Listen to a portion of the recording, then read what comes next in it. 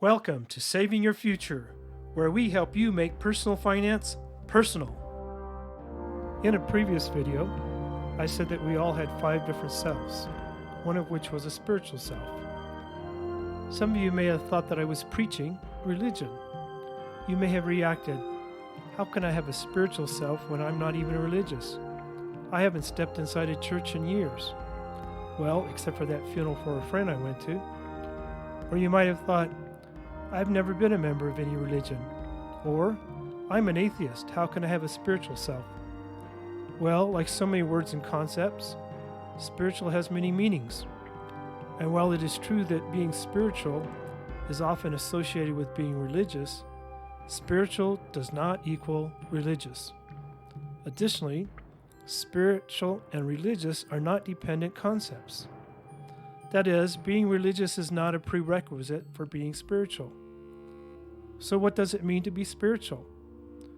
There is no agreed upon definition, but many definitions have the common idea of a connection outside of oneself, or a connection to something bigger than oneself. Any definition will probably be lacking in some respect, so it may be useful to consider some of what I call the manifestations of the spiritual self. I will illustrate this through a series of questions, which I refer to as the why do people questions.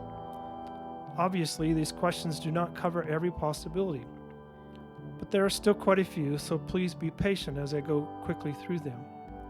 Why do people donate their professional services or their money to help orphans, refugees, or the poor and destitute? Why do people help strangers during and after disasters?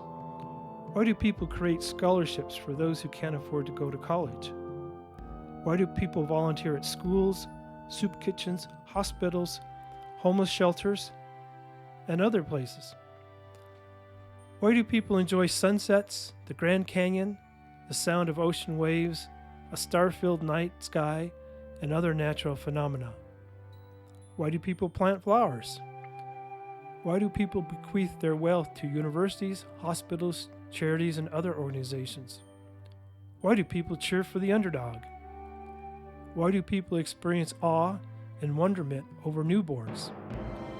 Why do people risk their own safety to save injured or stressed animals? Why do people spend time and money to protect and preserve the world's resources and natural wonders for future generations? The following spiritual criteria statement is the closest I will get to providing a definition of spiritual. When we experience positive connections to other humans and to the natural world through awe, caring, compassion, conservation, preservation, remembrance, sharing, or wonderment, we are fulfilling the needs of our spiritual self. It is not possible for us individually to do all spiritual things because each of us has limited resources, and we still have to take care of our other selves. However, if you neglect the needs of your spiritual self, you reduce the amount of happiness that you can experience.